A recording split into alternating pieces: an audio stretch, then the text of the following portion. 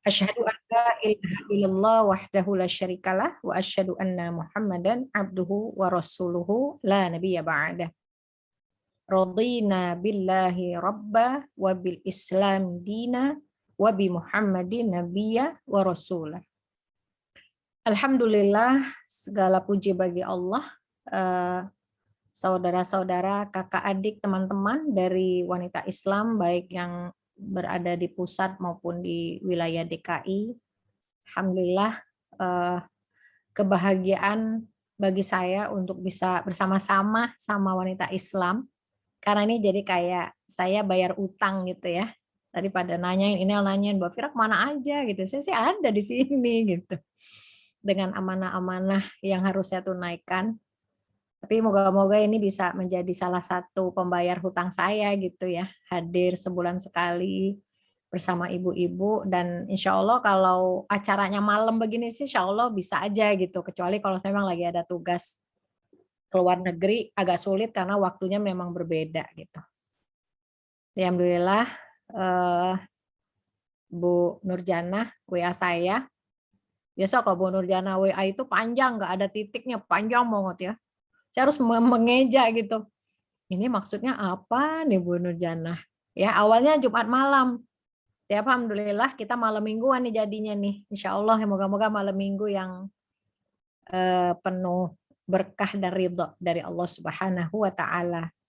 Ya sebenarnya kangen sama Bunda Sutisah nih, cuman wajahnya tidak tampak. Moga-moga sehat. Ibundanya Bu Nurjanah juga moga Allah berikan kesabaran ya.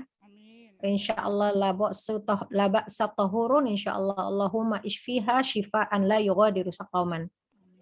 Baik, kita berdoa semoga Allah Subhanahu wa taala mencatat khususnya hari ini kehadiran saya di sini sebagai salah satu amal solih ya, amal jariyah, ilmu bermanfaat yang insya Allah sama-sama akan kita amalkan. Saya mohon izin untuk share screen. Ya, kita mulai dari, sudah kelihatan share screen-nya? Sudah Mbak, sudah. Ya, baik ya. Jadi kita lihat tidak lelah bersama Al-Quran. Jadi kita memang kenapa saya sengaja melihat Qubatus Sokhroh di sini, ada salah satu masjid di Masjidil Aqsa ya. Yang di sini memang salah satu cara mereka untuk menjaga Masjid Al-Aqsa itu dengan berjaga di Masjidil Aqsa sambil membaca Al-Quran. Dan mereka mengatakan bahwa amunisi mereka dalam menjaga Al-Aqsa ini adalah Al-Quran ya. Jadi ini kita juga harus melihat ibu-ibu bahwa amal-amal dakwah kita, terutama di bidang dakwah, yang mana dakwah ini bagaimana Rasulullah Shallallahu Alaihi Wasallam memang berdakwahnya itu mulai dari Al-Quran. Misalnya kalau ibu-ibu baca dalam surat Al-Jumu'ah ya, surat 62 ayat 1 Allah sebutkan, ayat kedua ya, Bismillahirrahmanirrahim, huwaladzi ba'atsa fil ummiyina rasulam minhum yatslu alaihim ayatihi wa yuzakkihim wa yu'allimuhumul kitabal wal hikmah. Ya, jadi Allah sebutkan Allah lah yang telah mengutus rasulnya dari kelompok yang ummi dan menyuruh Rasulullah berdakwah dengan 3 senjata. Senjata pertama adalah yatslu alaihim ayatillah, membacakan ayat-ayat Al-Quran. Jadi membacakan Al-Quran itu membacakan kepada khalayak dengan bacaan yang benar ya. Supaya kedepannya orang-orang yang berdakwah ini tidak mengajarkan baca Al-Quran yang salah. Karena kita tahu baca Quran salah artinya salah begitu. Yang kedua adalah wa yu'allimuhu wa yuzakkihim. Wa yuzakkihim itu mensucikan mereka. Mensucikan mereka apa? Dari mana? Terutama mensucikan mereka dari karat-karat akidah, dari karat-karat menyekutukan Allah Subhanahu wa taala. Yang ketiga adalah wa yu'allimuhumul kitaba wal hikmah, mengajarkan Al-Qur'an dan hadis. Jadi bidang dakwah wanita Islam harus megang nih 3 senjata ini. Pertama, semua pengurus bidang dakwah khususnya harus membaca Al-Qur'an dengan baik dan benar. Ya. Karena itulah tingkat terendah kita dalam berdakwah itu mampu membaca Al-Qur'an dengan baik dan benar. Yang kedua, kita harus, jadi ada program, satu program pengajaran Al-Qur'an, ya, karena Imam Al-Jazari menyebutkan yujawwidil Qur'anu hatmun lazimun. Man lam yusahihil Qur'ana athimun. Mentajwidkan Al-Qur'an itu hukumnya wajib, barang siapa yang tidak membaca Quran dengan tajwid berdosa. Bagaimana kita di bidang dewan bidang dakwah harus meyakini. Jadi kita akan lihat membaca Quran itu yang baik itu tidak identik dengan suara yang melendayu-dayu dan indah gitu ya. Yang penting itu adalah tajwidnya. Yang kedua adalah memiliki program untuk membersihkan audiens kita, orang-orang yang kita dakwah itu harus kita bersihkan dari karat-karat akidah, syirik, khurafat, takhayul, ya, menyekutukan Allah Subhanahu wa taala dengan berbagai bentuknya. Yang ketiga adalah wa yu'allimuhumul kitaba wal hikmah, mengajarkan kepada mereka Al-Qur'an. Alhamdulillah ini tadi saya dengar ada kajian Quran, tafsir, ada kajian hadis arba'in ya, Masya Allah, tabarakallah. Alhamdulillah ini yang harus kita kuatkan sebagai para penyuluh dakwah. Ya. Nah, kita lihat bagaimana saudara-saudara kita ini, foto ini dari Suriah dan dari Palestina ya. Bagaimana anak-anak ini dan saudara-saudara kita, mereka sangat mencintai Al-Qur'an. Bahkan mereka di dalam kondisi perang pun mereka tetap membaca Al-Qur'an. Kita lihat nih paling bawah di sebelah kanan ini, ada orang yang syahid ketika dia sedang membaca Quran dan Al-Qur'annya tertembak ya. Peluru dari Israel. Betapa Quran berbekas di hati mereka dan betapa Al-Qur'an ini menjadi amunisi bagi dakwah mereka, menjadi penguat mereka. Ya.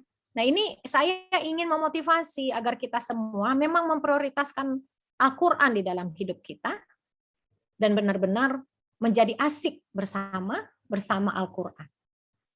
Membersamai Al-Qur'an dalam kondisi apapun. Orang-orang yang membaca Al-Qur'an di tepi jalan, kita lihat nih, seorang anak membaca Al-Qur'an dengan gadgetnya. Ya, kita sekarang tidak mungkin ibu-ibu melarang anak-anak kita pakai gadget. Karena generasi Z, sekarang ini generasi Z, mereka sangat tergantung dengan gadget untuk belajar dan sebagainya, ya nggak mungkin.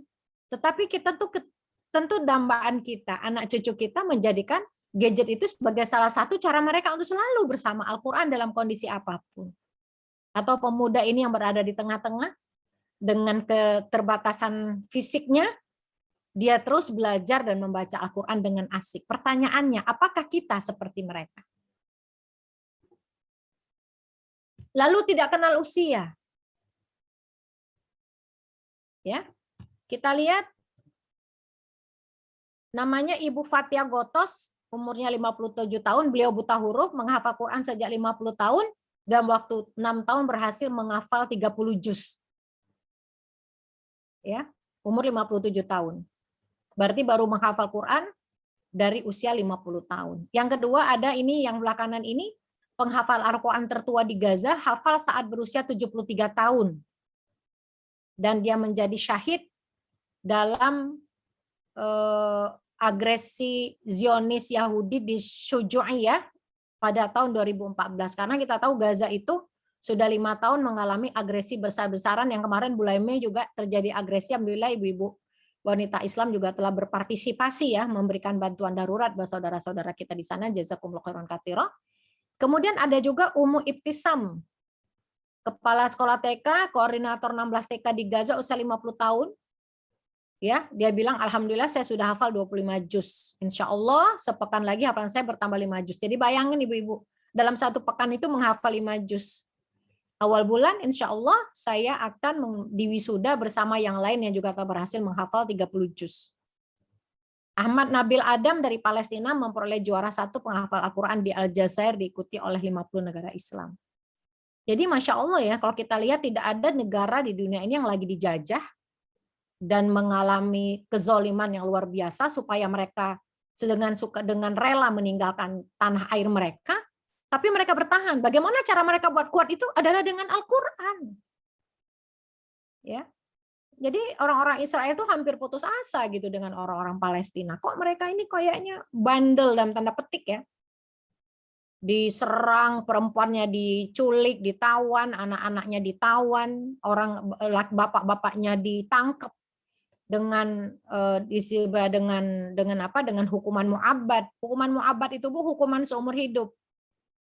Ada orang itu kalau dia umurnya 56 tahun, hukuman seumur hidup kan 56 tahun. Dia mendapatkan misalnya 4 kali seumur hidup. Jadi 56 kali 4. Tapi mereka kuat gitu. Makanya disebut Al-Quran ini adalah amunisi bagi mereka. Kita lihat bagi para tawanan penghafal Al-Quran, mereka di dalam tawanan, mereka penghafal Al-Quran, keluar dari penjara, mereka malah hafal Quran. Nah ini kita melihat, saya ingin melihatkan betapa mudahnya hidup kita di sini. Ya, lembaga Quran banyak di mana-mana, guru Quran banyak di mana-mana, dan ini harus menjadi motivasi bagi kita. Bagaimana sih supaya kita ini cinta dengan Al-Quran? Bagaimana sih caranya supaya kita ini merasakan kenikmatan bersama Al-Quran?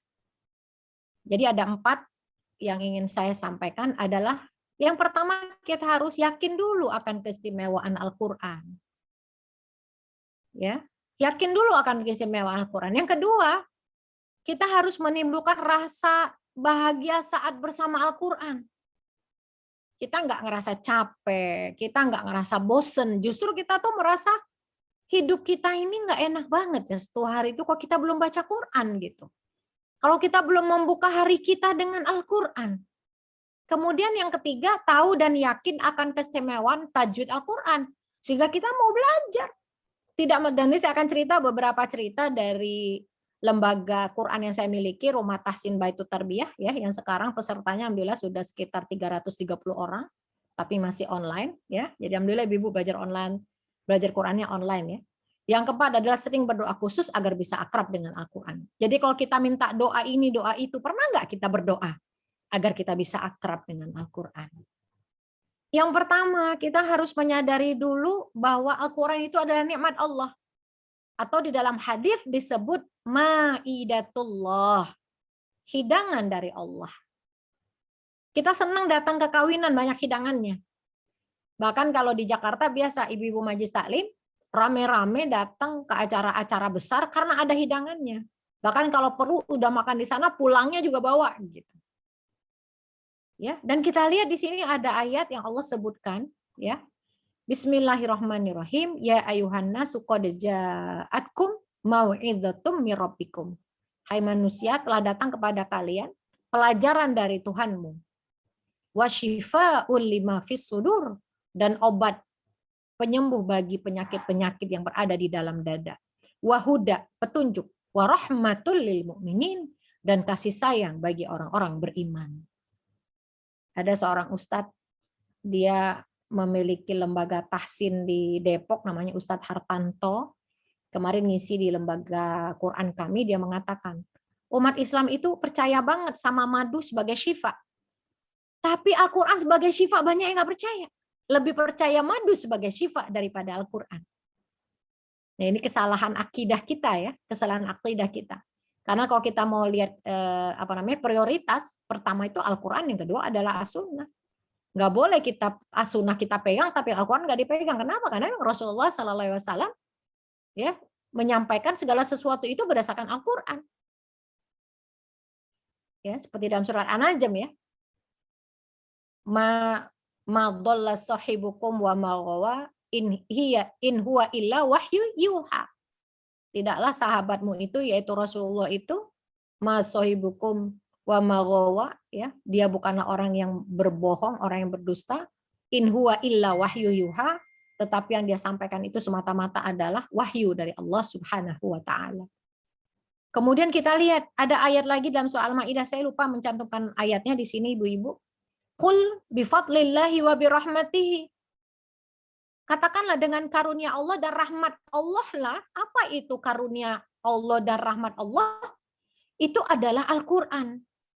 Fabidzalika falyafrahu. Hendaklah terhadap Al-Qur'an itu mereka bergembira. Huwa khairun mimma yajma'un. Al-Quran itu adalah lebih baik dari apa daya mereka kumpulkan.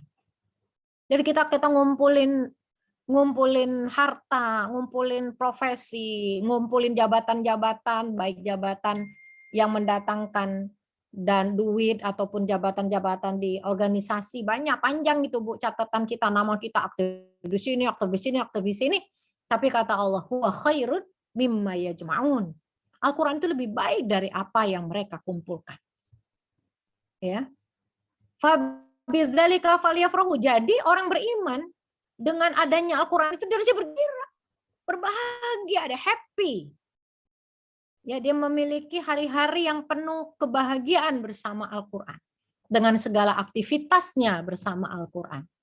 Dan kita lihat Ibu, ada ayat yang Allah sebutkan di sini ada 31 ayat yang berbunyi Fabi'ayyi ala'i rabbikuma tukadziban.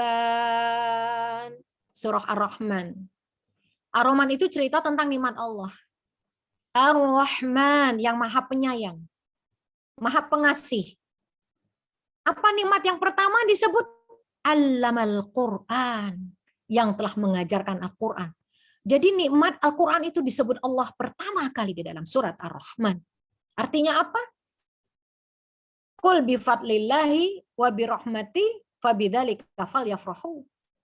Jadi dengan karunia dan rahmat Allah, hendaklah dengan nikmat yang namanya Al-Qur'an, hendaklah kalian bergembira. Kamu harus happy. Harus bahagia terhadap Al-Qur'an. Dan ini harus muncul di dalam keseharian kita. Muncul dalam aktivitas-aktivitas dakwah kita.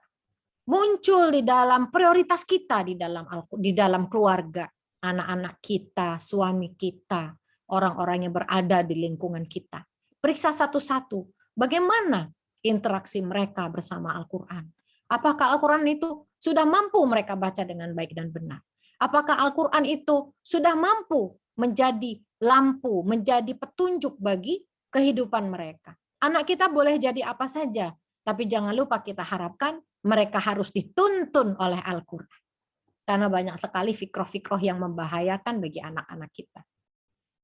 Kemudian ada ayat lagi, Masya Allah, ya, di dalam ini surah Az-Zumar. Ya. Surah Az-Zumar ayat 23. Allah Subhanahu wa taala menyebutkan Allahu nazzala ahsanal hadits. Saya cek dulu ya, ada Arabnya nggak yang saya tulis di sini? Nggak ada ya. Ibu-ibu, kalau ada yang pegang Quran boleh buka surat Az-Zumar ayat 23. Bismillahirrahmanirrahim. Allahu nazzala ahsanal hadits. Allah telah menurunkan sebaik-baik perkataan, yaitu Al-Quran. Ya, mutasyabiha, yang keindahannya, mutu ayat-ayatnya serupa, mutasyabih, mathania, berulang-ulang. Taksyairu minhu juludul ladina yakhshawna rabbahum. Gemetar karenanya. Kulit ini mewakili fisik ya, tubuh. Gemetar karenanya tubuh orang-orang yang takut kepada Tuhannya ketika membaca Al-Quran. Tsumma talinu juluduhum wa qulubuhum ila dzikrillah. Kemudian kulit dan hati mereka menjadi tenang. Ila dzikrillah, karena mengingat Allah ketika membaca Al-Quran. Dalika hudallah yahdi bihi may yasha. Itu adalah petunjuk Allah, dan dengan kitab itu mereka menunjuki siapa saja dikehendaki. Wa may yudlilillahu falan tajida lahu min had. Ya, di sini barang siapa yang Allah, maka tidak ada seorang pun yang mampu memberikan petunjuk kepadanya. Jadi kita lihat di sini Ibu ayatnya. Ya, kita lihat di sini Allah. Jadi di dalam Al-Qur'an itu Allah Subhanahu wa taala hanya ada hitungan ayat yang Allah menyebut dirinya dengan namanya yang paling tinggi, yaitu Allah. Dan ayat-ayat ini ketika Allah menyebut dirinya dengan nama Allah, itu biasanya menjelaskan sesuatu yang sangat penting. Misalnya ibu membaca surah ayat kursi. Ayat kursi itu dimulai dengan kata Allah. Allahu la ilaha illa huwal hayyul qayyum. La ta'khuduhu sinatu wa la naum. Dan seterusnya. Itu ada 10 sifat Allah yang Allah jelaskan. Dibuka dengan kata Allah. Biasanya Allah menyebut dengan huwa. Misalnya, huwaladzi anzala ala abdihil kitabah. Atau nahnu nazzalna dzikra wa inna nahnu nazzalna dzikra wa inna lahu lahafizun. Kamilah yang telah menurunkan az-dzikra, yaitu Al-Quran, dan kami juga yang akan menjaganya. Jadi ayat ini termasuk salah satu ayat yang luar biasa, yang dengan menyebut namanya Allah Subhanahu wa taala mengingatkan ya. Jadi kita lihat Allah itu adalah Asmaul Husna yang terbaik. Kalau ada Asmaul Husna, nama-nama yang baik, maka Ahsanul Ismi, nama terbaik dari Allah itu adalah Allah yang pertama disebut. Ya Allah, ya Rahman, ya Rahim, ya Malik. Yang pertama Allah. Dia adalah nama yang paling baik dari Asmaul Husna. Ya. Al-Ahsan, Al-Ismu atau Ahsanul Ismi min Asmail Husna. Nama yang baik dari Asmaul Husna. Dan Allah gandengkan nama yang baik ini dengan ahsanal hadis, perkataan yang terbaik. Jadi Allah mensejajarkan dirinya dengan nama terbaiknya dengan perkataan yang paling baik, yaitu Al-Quran. Jadi Allah ini menguatkan kita bahwa ketika kita meyakini Allah ini adalah zat yang maha segala-galanya, maka perkataan Allah yang namanya Al-Quran ini tidak ada yang bisa sebanding dengan Al-Quran. Sebanding fadilahnya, sebanding keutamaannya. Ya. Dan kalau orang yang menyadari tentang keutamaan Al-Quran, ketika dia membaca Al-Quran, dia akan tunduk kepada Allah. Ya. Taqsyairu minhu juludul ladina yakhshawna rabbahu. Akan bergetar hati orang-orang yang takut kepada Allah ketika dia membaca Al-Quran.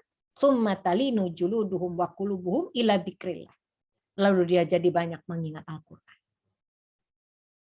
Ya. Jadi kadang-kadang orang bilang berzikir itu adalah baca la ilaha illallah, astagfirullahaladzim 100 kali, alhamdulillah ribuan kali, Allahu Akbar. Betul Bu.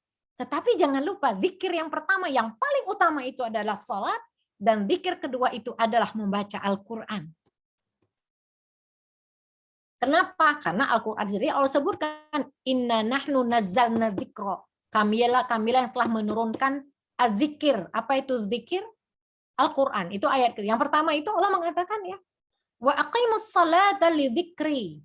Ya, tegakkanlah salat kamu untuk mengingatku. Zikir sih mengingat. Berarti zikir yang pertama adalah salat, zikir yang kedua adalah membaca Al-Quran, baru zikir yang ketiga adalah kalimat-kalimat thayyibah atau wirid-wirid yang telah diajarkan oleh Rasulullah Sallallahu Alaihi Wasallam. Nah, kita lihat apa sih makna dari ayat ini. Yang pertama, kita harus memahami hakikat Al-Quran sebagai petunjuk dan sarana ibadah. Jadi kita lihat bahwa Al-Quran itu adalah diturunkan oleh Allah. Allahu nazzala ahsanal hadis kepada siapa? Kepada Rasulullah Sallallahu Alaihi Wasallam. Dia adalah sebagai hudan, sebagai petunjuk, dan sebagai sarana ibadah.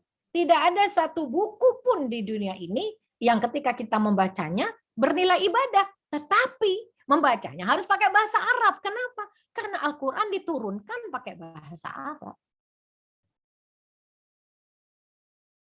Membaca setiap hurufnya berpahala. Ya, sebutkan alladzina yaqra'u kitaballahi falahu hasanatun. orang yang membaca Al-Quran itu dia akan mendapatkan kebaikan-kebaikan. Wa hasanatun li asyri amsalihha. Dan kebaikan itu akan kami lipat gandakan 10 kali. Lam akul, alif lam mim harfun. Aku tidak mengatakan alif lam mim itu satu huruf, tetapi alif satu huruf, lam satu huruf, mim satu huruf. Dia adalah ibadah. Ya, dan karena dia merupakan kalam Allah yang diturunkan kepada Rasulullah Sallallahu Alaihi Wasallam, maka kita wajib meyakini, mengimani semua ayat yang dibaca, baik itu berupa hukum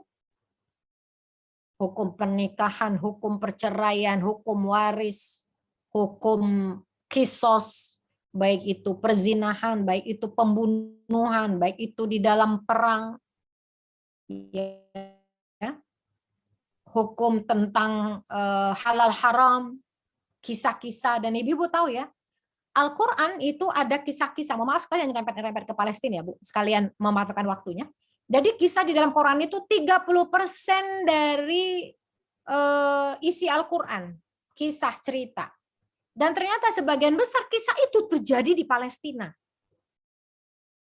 Baik dari isi Al-Quran yang menurut kita terasa masuk akal maupun tidak masuk akal, yang nyata maupun gaib, ini wajib untuk kita yakini dan kita imani. Meyakini sepenuh hati apa yang menurut kita tidak masuk akal. Maka Allah Subhanahu wa taala menyebutkan dalam surat Al-Fath, ya, Al-Fath ayat 21, wa ukhra lam taqdiru 'alaiha qad ata'allahu biha. Dan yang lain-lain yang belum ditakdirkan oleh Allah, maka Allah pasti akan mendatangkannya. Jadi kita yakin banget bahwa sesuatu yang belum terjadi bisa jadi terjadi dengan izin Allah Subhanahu wa taala. Seperti kisah Isra Mi'raj. Berapa banyak kita dari dulu mengajarkan kisah Isra Mi'raj, tapi paling-paling orang yang cerita tentang sholat, tentang buruk, ya. Padahal kisah Isra Mi'raj ini kalau kita kupas, Masya Allah, ya. Jadi kisah Isra Mi'raj ini, Bu, tidak ada satu bumi pun di dunia ini di mana Nabi dan Rasul itu sholat berjamaah, kecuali di Masjid Al-Aqsa ketika peristiwa Isra Mi'raj. Dan yang mengimaminya siapa? Rasulullah Sallallahu Alaihi Wasallam. Saya sering menyatakan kepada orang-orang yang minta pencerahan terkait Palestina, Rasulullah SAW diperjalankan Allah Subhanalladzi asra bi'abdihi lailan minal masjidil harami ilal masjidil aqsa. Diperjalankan pada malam hari dari Masjidil Haram ke Masjidil Aqsa. Lalu dimi'rajkan ke Sidratul Muntaha. Pertanyaan saya, mengapa untuk ke Sidratul Muntaha saja harus ke Masjidil Aqsa dulu? Apa nggak mungkin bagi Allah untuk memi'rajkannya dari ke Mekah? Pada ragu-ragu jawab. Saya bilang jangan ragu-ragu jawabnya, karena kan nggak ada yang nggak mungkin buat Allah. Wallahu ala kulli syai'in qadir. Bisa saja, sangat mudah bagi Allah. Wadzalika 'alallahi yassira. Sangat mudah bagi Allah untuk memi'rajkan Nabi dari Masjidil Haram langsung ke Sidratul Muntaha. Tapi kenapa harus ditransitkan dulu di Masjidil Aqsa? Ya, untuk memberikan pesan kepada kita bahwa kita tidak boleh melupakan Masjidil Aqsa, kiblat pertama umat Islam. Bahkan tidak ada di dalam ayat lain di dalam Al-Quran yang Masjidil Haram dan Masjidil Aqsa ini digandengkan dalam satu ayat. Subhanalladzi asra bi'abdi lailan minal masjidil harami ilal masjidil aqsa. Masjidil Haram, Masjidil Aqsa. Bahkan nama Masjid Nabawi itu nggak ada di dalam Al-Quran, ibu-ibu, nggak ada. Tapi Masjidil Aqsa ada. Jadi seolah-olah Allah ingin mengatakan kalau kamu beriman kepada Al-Quran, kamu harus beriman dengan tentang Isra Mi'raj. Kata Allah, kalau kamu takut, tidak mau Masjidil Haram dianiaya, dizolimi, dinistakan, kenapa kamu diam saja ketika Masjidil Aqsa itu dinistakan? Bukankah dua-duanya ada di dalam Al-Quran, bahkan didekatkan oleh Allah Subhanahu wa ta'ala. Nah, ini maksud saya, kenapa saya menyampaikan ini, bahwa kita sebagai orang yang membaca Al-Quran, setiap yang ada di dalam Al-Quran, setiap pesan Allah itu, harus kita cari jawabannya. Harus kita temukan jawabannya. Dan harus kita yakini kebenaran. Ya, nah kita lihat disebutkan Allahu nazzala ahsanal hadits kitaban. Ahsanal hadits tadi Allah sebagai kata yang nama Allah yang terbaik disandingkan dengan Al-Quran sebagai perkataan yang terbaik. Maka tidak ada di dunia ini kesibukan yang paling baik daripada kesibukan bersama Al-Quran. Tidak ada aktivitas terbaik kecuali aktivitas bersama Al-Quran. Tidak ada pelajaran yang terbaik kecuali kita belajar Al-Quran. Maka Rasulullah menyebutkan khairukum man ta'allama al-Qur'ana wa 'allamahu. Sebaik-baik kalian ada orang yang belajar dan mengajarkan Al-Quran. Maka guru Quran yang baik itu, Bu, dia terus belajar.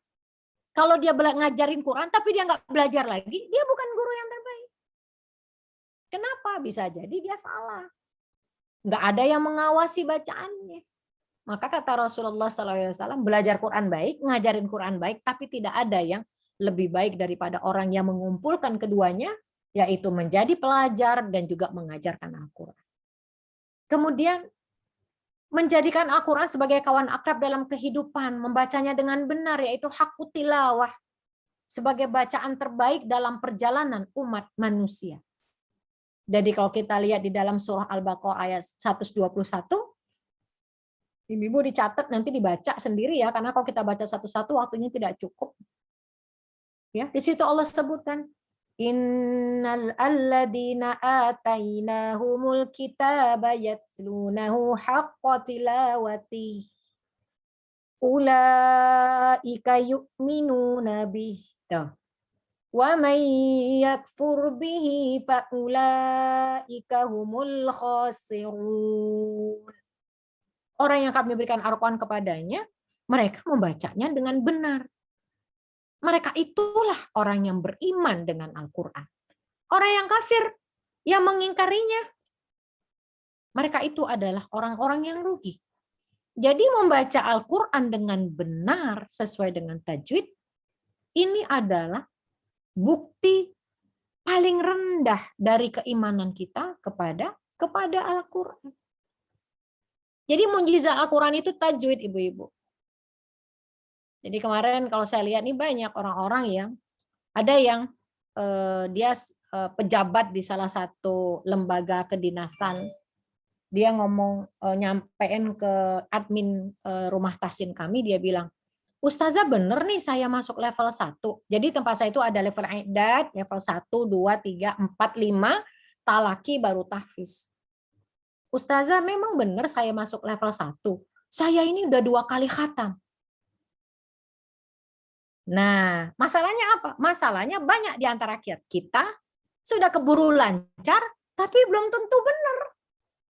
Maka ketika kita dibenerin, kita protes. Masa salah? Ya, ini pengalaman saya ya, Bu, sebagai guru Al-Quran ya. Jadi mereka protes kalau salah. Padahal baca huruf salah ya salah. Ain dibaca hamzah ya salah artinya. Fa dibaca qaf dibaca kaf salah. Kaf dibaca qaf salah. Sa dibaca sya. Misalnya nih, Bu Nurjana suka baca doa pembuka ya. Wa na'udzu billahi min, pakai surur apa syurur, Bu? Wa na'udzu billahi min syururi anfusina atau sururi anfusina? Nggak kedengeran suaranya. Pakai sya apa pakai sin? Shin. Pakai shin. Shin Kalau ya? pakai sya. Pakai sya. Karena kalau Ibu bilang wa na'udzu billahi min sururi anfusina, kami berlindung dari kegembiraan hati kami, makanya kita sedih terus, doa kita begitu. Kalau syurur keburukan. Dia nanya. Wa na'udzu billahi min syururi. Bukan Syururi. sururi, bukan sin. Kalau sin, Oh, bukan sin. wajar kita. Bukan Jadi, sya. yang benar apa, Bu Fira? Sya. Sya. Sya. Min syururi. Min sururi. Min sururi. Bukan sya. Jadi bahasa Arab itu sya sama sin nggak boleh ditukar. Ain sama hamzah nggak boleh ditukar. Ta sama to nggak bisa ditukar. Da sama do nggak bisa ditukar. Yeah. Itulah mukjizat Al-Quran. Masya Iya. Allah, memang kita belajar terus, nggak boleh berhenti belajar Quran. Saya sampai hari ini masih belajar Quran. Setiap Senin saya masih belajar Quran dengan guru saya. Dan setiap kali itu pasti masih dibenerin, dibilangin hurufnya kurang tipis lah. Kan ada sifat-sifat huruf ya Bu. Sifat huruf itu ada sifat huruf yang tebal, ada huruf yang kalau dibaca itu keluar nafasnya. Kalau baca huruf nggak keluar nafasnya berarti dia sifatnya nggak masuk gitu. Nah ini salah satu contoh bagaimana ternyata kita itu memang harus memperlakukannya sebagai perkataan yang baik, kesibukan terbaik, aktivitas terbaik. Kemudian ketiga, berupaya memahami setiap kata dan kalimat indah yang tertera dalam Al-Quran. Tadabbur Al-Quran dilakukan dengan mengulangi ayat-ayat yang dibaca. Misalnya dalam surat An-Nisa disebut, afala yatadabbarunal Qur'ana am ala qulubihim aqfaluha. Ya, afala yatadabbarunal Qur'an. Maka apakah mereka tidak mentadabburkan Al-Quran? Am ala qulubin aqfaluha. Atau apakah hati mereka sudah terkunci? Jadi kalau orang sedang baca Quran, harusnya dia jadi orang yang lebih baik. Jadi orang lebih dekat kepada Allah. Jadi orang yang takut kepada Allah. Jadi orang yang lebih islami. Ngomongnya juga baik. Berbaktinya kepada orang tuanya lebih. Berbakti kepada suaminya lebih. Ya, santun kepada fakir miskin. Tidak suka berdusta. Tidak mau meninggalkan sholat atau menunda-nunda sholat. Tidak mau berzina, na'udzubillah min dzalik. Tidak mau minum minuman keras, tidak mau makan halal. Tapi banyak nggak Bu orang-orang yang Islam yang baca Quran tapi itu dia lakukan? Banyak. Maka Allah bertanya, penyebabnya dua. Yang pertama, bisa jadi mereka tidak tadabbur atau bisa jadi hati mereka telah ditutup oleh Allah Subhanahu wa ta'ala. Na'udzubillah. Makanya buat kita-kita yang nggak ngerti Quran ini perlu, walaupun kita baca Quran nggak ngerti itu berpahala. Tetapi untuk sampai mentadabburkan harus tahu, bacalah terjemahnya. Ya, sudah berapa kali kita khatam terjemah gitu? Dan jangan sekalipun belum pernah gitu. Padahal itu saat untuk kita harus meyakinkan ada ayat yang kita baca, kita pahami, kita resapi. Sekarang banyak sekali kajian-kajian tentang tafsir, buku-buku tentang tafsir. Nggak punya duit, tinggal lihat PDF-nya. Banyak. Mau PDF, mau tafsir tentang apa? Tafsir Ibnu Katsir, tafsir Jalalain, mau tafsir Fizalil Quran, mau tafsir yang semua ada. Tergantung kita mau atau tidak. Keempat, mencoba menghafalkan dan menjaga hafalan ayat ini tentu bagi orang-orang yang bacaannya sudah baik ya. Kalau di rumah tasin yang benar-benar hati-hati, mereka tidak memperbolehkan orang menghafal sebelum bacaannya benar. Jadi saya pernah berapa kali kedatangan guru Quran minta, Ustazah saya mau ngafalin Quran. Saya bilang, Ibu mohon maaf kami kalau di sini harus dites dulu bacaannya. Kita dites ternyata bacaannya itu lancar tapi tajwidnya belum benar Ibu-ibu. Tabrak aja. Izhar, iqlab, tebal tipis sifatul hurufnya dengungnya ditabrak aja ya. Saya bilang Ibu lancar tapi tajwidnya belum benar jadi Ibu masuk level 2. Protes dia, Ustazah saya ini udah ngajar kemana-mana masa saya masih level 2, saya mau tahfiz. Sang Ibu nggak bisa, emang begitu, daripada Ibu ngafalin tapi salah semua Ibu capeknya apa? Yang pertama Ibu capek ngulangnya, yang kedua Ibu capek benerinnya. Oh itu saya nggak jadi, ya udah nggak apa-apa Bu, silakan. Nggak jadi ya nggak apa-apa gitu. Ibu cari aja tempat yang lain yang mau terima Ibu jadi tahfiz. Kalau di sini nggak bisa. Ya, menghafalkan Quran membuat kita mesra dan dekat dengan kebahagiaan yang tidak mampu dilukiskan ketika sedang menghafalkan Al-Quran. Kenapa Bu? Kita menghafalkan Quran itu kita fokus, kita ngulang. Justru kan kata Allah tadi ya, matania takasyairu minhu juludul ladina yashawnun. Dengan mengulang-ulang itu ya, rasanya Allah tuh akan peluk kita saat kita mengulang-ulang hafalan kita.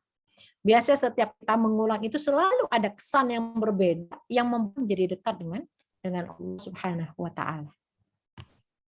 Kelima, mengamalkannya. Tentu ini jelas sekali dan kita sebagai wanita Islam yang berlandaskan Al-Quran dan Sunnah, yang berpegang teguh kepada hukum-hukum Allah, ya sangat berhati-hati dengan banyaknya upaya-upaya untuk menyelewengkan ayat-ayat Al-Quran, baik dari segi hukum, politik, dan sebagainya. Dan ini harus kita pegang teguh, karena disinilah Allah Subhanahu wa Ta'ala memberikan Al-Quran itu sebagai imaman. Allahumma hamna bil Quran waj'alhu lana imaman wa nuran wa huda wa rahmah, ya.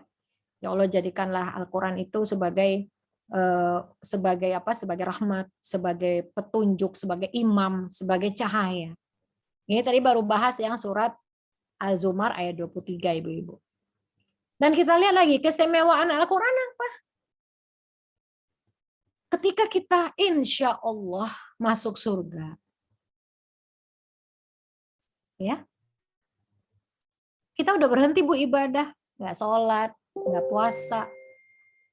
Bahkan katanya, kata Allah, kulu washrabu hani'an bima kuntum ta'malun. Makanlah, minumlah kamu senang-senang sepuas-puasnya sebagai hadiah dari apa yang kamu lakukan. Nggak ada puasa kita di surga nanti. Sholat juga enggak. Tapi baca Quran itu menjadi senandungnya para ahli surga. Maka sebutkan di dalam hadis yang disampaikan oleh Abu Daud dan Tirmidzi yang telah disahihkan oleh Syekh Albani, yuqalu li sahibil Quran, dikatakan kepada para ahli Quran ketika di surga, iqra wartaqi warattil, bacalah, naiklah dan tartilkanlah kama kunta turattilu fid dunya, sebagaimana dulu kamu tartilkan selama di dunia. Fa inna manzilaka inda akhiri ayatin taqra'uha, tempatnya kamu nanti di surga sesuai dengan akhir ayat yang engkau mampu membacanya dengan baik, atau yang mampu engkau hafalkan secara mungkin nanti ketika kamu disuruh dibaca oleh Allah Subhanahu wa Ta'ala, suruh membaca Al-Quran. Ya, Masya Allah. Bahkan pengalaman saya masih banyak Bu, orang baca Quran, baca Al-Fatihah aja salah gitu. Padahal Al-Fatihah itu kan adalah rukun sholat ya. Kalau Al-Fatihah itu kita aja salah gimana? Kita bacain. Kalau kita punya guru Quran, yang tentu guru yang belajar juga, apalagi bagus kalau gurunya itu belajar dari orang yang memang memiliki kemampuan membaca Quran bersanad. Ibu dengerin Al-Fatihah Ibu, bener nggak gitu? Kita dengerin baca Al-Fatihah kita. Ada yang bilang an'amta amta, misalnya waladhdallin waladdolim, baca yang begitu. Oke, nah ya, bagaimana cara kita memotivasi untuk membersamai Quran? Pertama, kita harus memiliki rasa iri melihat orang yang asik bersama Al-Quran. Apakah belajar, apakah bertadabur, apakah menghafal, mengamalkan. Saya jujur Bu, salah satu kenapa saya menjadi salah seorang yang kemudian buka rumah Quran, menghafal Quran, juga sangat senang ya dengan dunia Al-Quran ini. Salah satu yang motivasi saya waktu dulu saya kuliah, kami itu dulu suka punya kajian-kajian di Masjid UI, kan saya dulu dari UI ya satunya. Saya ngelihat banyak anak-anak yang baca Quran di pojok-pojok itu, anak-anak muda, mahasiswa-mahasiswa itu mereka baca sampai berjam-jam begitu. Nggak berhenti-berhenti ya. Masya Allah. Itu menurut saya, kok saya iri lihat mereka gitu. Makanya saya terus belajar supaya saya merasakan kenikmatan itu. Kemudian waktu saya tahun 2000, saya ketemu dengan guru saya yang sekarang punya Usmani. Setiap ketemu saya, dia pasti ngajak saya untuk belajar Quran. Dia bilang apa? Ustazah tuh adalah seorang ustazah. Ayo sama-sama, bilangnya sama-sama ngafalin Al-Quran. Tapi ternyata dari awal bacaan Quran saya dibenerin sampai sekarang. Alhamdulillah. Kemudian ingin memiliki sholat yang nikmat dan berkualitas. Sholat kita tidak nikmat kalau kita baca Quran saja nggak baik gitu bacaannya. Tapi kalau kita punya bacaan Quran yang baik, apalagi punya hafalan Quran, itu nikmat ibu-ibu. Laisu sawa min ahlil kitabi ummatun qaimatun, tidaklah sama orang-orang ahli kitab, orang-orang yang diberikan Al-Quran, yang berdiri, yang sholat, yatlu ayati ana alail, dia membaca Al-Quran siang dan malam, dibanding dengan orang-orang yang mengaku Muslim tapi dia tidak mampu menikmati Al-Quran. Kemudian ingin berbakti kepada orang tua. Kita bisa setiap kita membaca Quran, sebelum dan sesudah membaca Quran itu kita berdoa ya, agar bacaan Quran itu menjadi syafaat bagi orang tua kita, menjadi syifa bagi orang tua kita yang sakit. Baca apa Ustazah Yasin? Nggak mesti Yasin, Bu, seluruh Quran kita baca. Jangan sampai kita cuma tahu Yasinnya doang. Kemarin anak saya nanya, saya lagi bebenah nih siang pagi-pagi, saya lagi milih-milihin buku-buku, lalu ada Yasin-Yasin yang kalau ada yang meninggal, saya bilang, ini saya Umi kumpulin di sini ya nak, ini siapa tahu nanti kalau Umi udah nggak ada, kalian mau bikin pengajian, orang-orang biasanya nyarinya Yasin. Kan ada Quran nih, iya. Tapi banyak orang tua tuh nyari Yasin di Quran tuh nggak nemu, saya bilang. Yasin itu surat keberapa? Setelah surat apa? Sebelum surat apa? Setelah surat Al-Furqan, sebelum surat Asy-Syafa'at, ayat pas surat yang ketiga, banyak orang nggak tahu, orang gampang akhirnya pakai Yasin. Banyak orang hafal Yasin tapi nggak bisa baca Quran. Ini kita temukan dalam kehidupan sehari-hari. Moga-moga sekarang sudah tidak seperti itu lagi. Kemudian ingin menjadi contoh dan memotivasi anak-anaknya. Bayangkan kalau ibunya dekat dengan Al-Quran, nasihatnya adalah Al-Quran ya, Masya Allah. Ini saya alami, Bu, anak-anak saya tuh nggak ada yang besar sampai pesantren, sampai SMA tuh nggak ada. Ya. Mereka sekolah umum semua gitu. Tapi alhamdulillah saya melihat memang Al-Quran ini benar-benar harus kuat di dalam keluarga kita ya. Mohon doa Ibu-ibu bagi semua anak-anak kita. Kemudian ingin dakwah menjadi berkah. Al-Quran itu sebagai kaulan thaqilan. Orang yang berdakwah banyak ayat-ayat Qurannya beda sama orang yang berdakwah. Tapi banyak ngobrol doang, banyak ketawa-ketawa doang gitu. Kaulan thaqilan. Ya ayyuhal muzammil qumil laila illa qalila nisfahu aw inqus minhu qalila inna sanulqi 'alaika qawlan tsaqila. Tuh. Sungguhnya aku akan menurunkan kepada engkau qawlan tsaqila. Apa itu? Al-Qur'an. Kemudian ingin menjadi bagian dari murabit tadi ya. Murabit itu siapa? Murabit itu orang-orang yang berjaga dengan menjaga Masjid Al-Aqsa ya, dengan bekal Al-Quran. Nah kita lihat, kalau saya ngobrol ini anak-anak dua ini anak gadis ya Bu, dia adik kakak di wisuda 30 juz di Masjid Al-Aqsa, dan saya banyak bertemu dengan para penghafal Quran, baik di lembaga saya di Usmani, guru-guru teman-teman satu halaqah. Saya merasakan bahwa tidak akan mampu orang menghafalkan kecuali telah mencintai Al-Quran. Orang yang cinta, senangnya lama-lama gitu. Kalau kita baca Quran 15 menit aja udah capek, biasanya kita baru baca sebentar udah lihat-lihat, misalnya kita punya hafalan, punya target bacaan satu, misalnya halaman ya Bu, baru kita baca sedikit kita udah lihat-lihat, masih ngitung berapa ayat lagi gitu kan, berapa halaman lagi gitu. Coba kita tes. Berapa lama kita mampu, apakah kita bisa membaca Quran lama seperti lama kita ngelihat WA, jawab WA, ya. Kalau anak-anak sekarang nonton film misalnya. Dan kita merasakan, para pencipta Quran merasakan tadabbur luar biasa. Saat mereka mengulang-ulang bacaan itu, mereka merasa ditarbiyah langsung. Teguran, nasihat, kasih sayang Allah itu mereka rasakan. Dan kita lihat kalau kita belajar Quran, dikritik, ditegur, dinasehati. Ya. Jadi Masya Allah gitu ya, salah satu ngetes kita ini orangnya mau dinasehati apa enggak, tuh kita punya guru Quran, dan guru Quran itu tahu kita banyak salah, kita dibandingin terus bacanya. Baru baca, kul, Bu, bangun, kul, Bu, ul. Ulangi lagi, capek saya Ustazah, saya tuh udah kayak begitu Ustazah, ceritanya dari dulu udah kayak begitu, udah susah kok udah kayak gitu ya. Nggak bisa dibenerin bacaannya. Hambatannya apa menurut mereka? Al-ajzu wal-kasal. Malas. Bahkan kata Rasulullah, ada dua hal yang membuat umatku ini nggak maju-maju. Apa itu? Pertama, perasaan sombong. Yang kedua, malu. Sombong itu apa? Saya udah bisa. Saya ini dari dulu udah belajar Quran. Nggak mungkin saya salah. Begitu. Atau malu. Malu udah tua begini masih belajar Quran juga. Nggak boleh malu. Seperti tadi kan kita lihat ya. Bagaimana wanita-wanita tua di Palestina itu mereka bersemangat. Kenapa? Karena mereka yakin perjuangan mereka tuh berdasarkan Al-Quran gitu. Ya, terlalu banyak mengemukakan alasan. Jadi kalau saya itu tiap Senin itu suka diminta ustazah saya untuk terima setoran hafalan dari teman-teman. Kalau sama saya bilang nggak boleh banyak alasan. Misalnya targetnya setoran seminggu 2,5 halaman atau 3 halaman. Mereka cuma setoran setengah halaman. Pasti banyak alasannya. Sibuk lah. Saya bilang nggak boleh ada alasan. Pokoknya nggak boleh ada alasan. Ya udah terima aja. Rata-rata apa malesnya itu? Kasal, males. Ya, merasa terlalu banyak kesibukan gitu. Ini saya sambil menasihati diri saya, Bu. Saya juga kadang-kadang lagi sibuk banget gitu ya, ternyata nggak target, murojaahnya nggak nyampe target. Cuman ya salah satu karena saya melarang murid-murid saya untuk mengungkapkan alasan, saya juga nggak mau mengungkapkan alasan. Ya udah, dikit-dikit aja gitu setorannya gitu. Ya emang nggak bisa ngatur waktu aja gitu. Ya, nah jadi kalau ini Bu, lihat ya, ada seorang wanita umur 33 tahun, dia cacat ya Bu, dia cacat.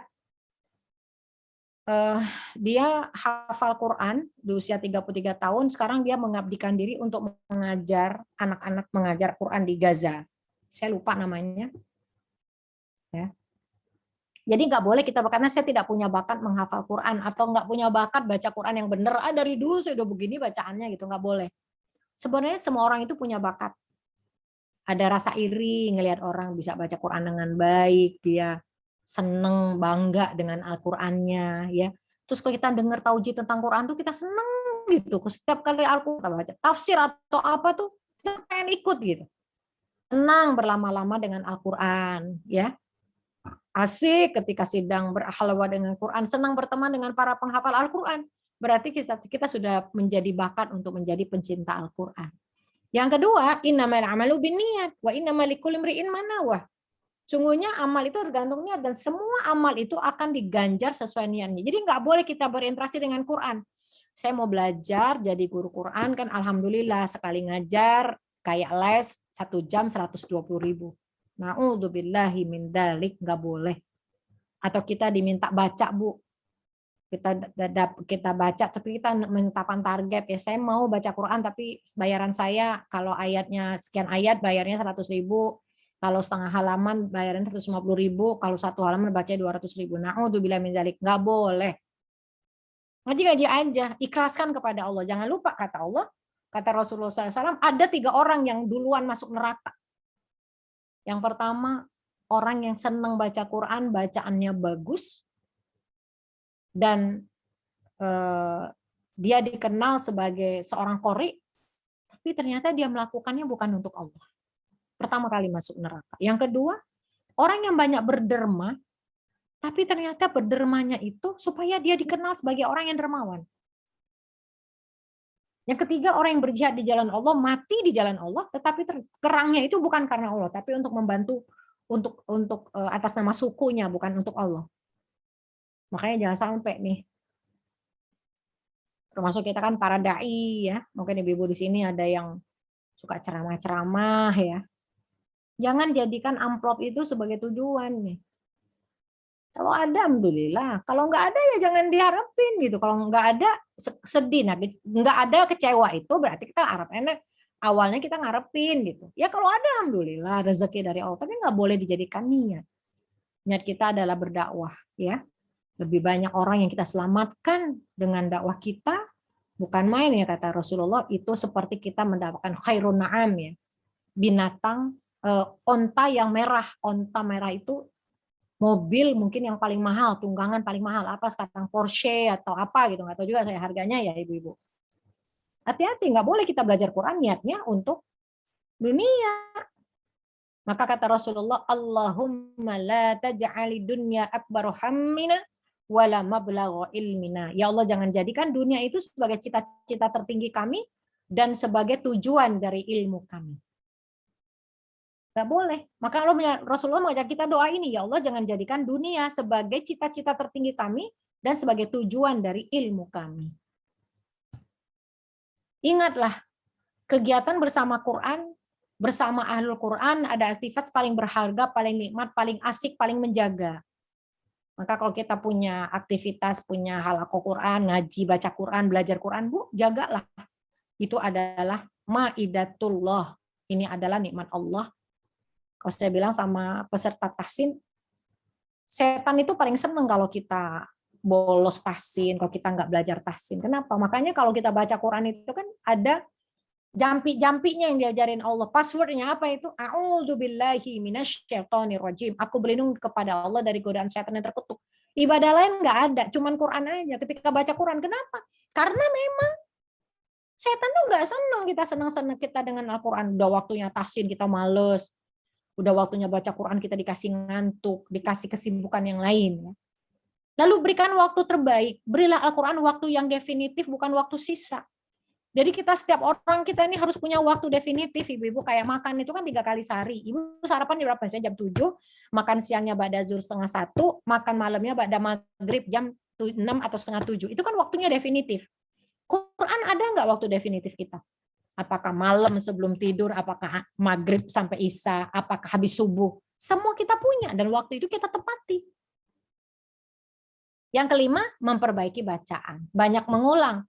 Salah, ulang. Kemarin ada murid saya, memang kalau belajar tahsin metode Usmani ya ibu-ibu ya, itu baru dapat teori itu, ngafalin teori itu level 4. Dan biasanya level 4 ini banyak yang berguguran gitu. Jadi ada 4 orang peserta kemarin kami minta testimoninya, udah yang ujian sampai 4-5 kali tetap bertahan. Akhirnya sekarang naik level 5. Justru kita menikmati kebersamaan bersama Quran. Kalau kita merasa susah, adukan pada Allah. Menangis. Kenapa? Karena Quran itu dari Allah. Ya, minta sama Allah, ya Allah kenapa sih aku nih nggak pinter-pinter baca Quran? Ya Allah kok ngafalin juz amma aja susah banget ya Allah. Masa saya bacanya kulagi gitu.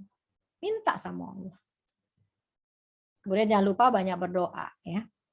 Terutama di waktu fajar, Ibu. Aqimis salat dulu kisyamsi ila ghasaqil lail wa Qur'an al-fajr inna Qur'an al-fajri kana mashhuda. Ada yang mengatakan Qur'an al-fajr ini membaca Quran di waktu fajar, tapi ada juga mengatakan sholat subuh.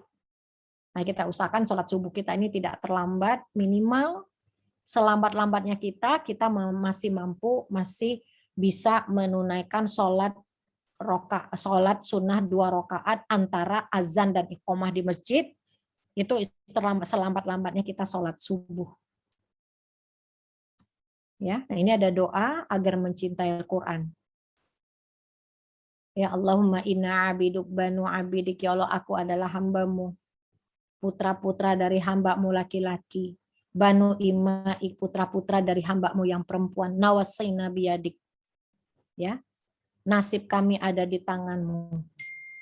Maldin fina hukmuk, telah berlaku bagi kami hukummu. Adud fina qada'uk, adil bagi kami semua takdirmu. Nas'alukallahumma bikulis min huwalaka sammaita bihi nafsak. Aku bermohon kepadamu ya Allah dengan semua nama yang engkau telah menyebutnya untuk dirimu sendiri. Au anzaltahu fi kitabik, atau yang kau turunkan di dalam kitabmu.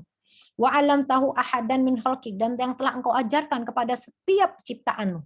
Awis ta'tarta fi ilmi ghaibi indak, ya, atau telah engkau berikan dengan ilmumu, ya, ilmu-ilmu yang ghaib di sisimu, anta ja'alal Qur'anal 'azim rabi'a qulubina, untuk menjadikan Al-Qur'an yang mulia sebagai penghibur hati kami, wajala ahzanina, penghapus bagi kesedihan kami, wa nuro sudurina, cahaya bagi dada kami, wa dhahaba gumumina wa humumina, dan menjadi penghalau, penghapus bagi semua kegalauan dan kegundahan kami. Waja'alna min ahli Al-Quran, dan jadikan kami bagian dari ahli Quran. Alladzina hum ahluka wa khosatuka ya arhamur rahimin, yang dia merupakan keluargamu dan orang-orang yang spesial bagimu. Ya Allah yang maha pengasih lagi maha penyayang. Allahumma ja'alna mimman yaqra'ul Qur'ana fayarqa. Ya Allah jadikan kami orang yang membaca Quran dan engkau tinggikan derajat kami. Wala taj'alna mimman yaqra'ul Qur'ana fayashqa. Dan jangan jadikan kami orang yang membaca Quran tapi engkau hinakan kami. Waja'alna Allahumma mimman yuhalilu halalah wa yuharrimu haramah. Dan jadikan kami ya Allah orang-orang yang menghalalkan apa yang dihalalkan oleh Al-Quran dan mengharamkan apa yang diharamkan oleh Al-Quran. Wa ya'malu bimuhkami, dan beramal dengan semua hukum-hukum muhkamatnya. Wa yu'minu bimutasyabih, dan beriman kepada ayat-ayat yang mutasyabihah, ayat-ayat yang kami tidak mengerti maknanya. Wa yatlu haqqa tilawati, dan mampu membacanya dengan bacaan yang benar. Wa ja'alna, dan jadikan kami ya Allah mimman yuqimu hududah, orang-orang yang menegakkan hukum-hukumnya, wala taj'alna mimman yudayyi'u hurufahu wa hududahu, dan jangan jadikan kami orang-orang yang mengabaikan huruf-hurufnya dan hukum-hukumnya. Ya, insyaallah moga-moga bermanfaat ibu-ibu semua dan memotivasi kita semua menegakkan keluarga, masyarakat, kegiatan-kegiatan dakwah kita di atas Al-Qur'an, dan terus berusaha untuk memperbaiki bacaan Al-Qur'an, belajar Quran sampai insyaallah Allah memanggil kita. Billahi taufiq wal hidayah. Wassalamualaikum warahmatullahi wabarakatuh.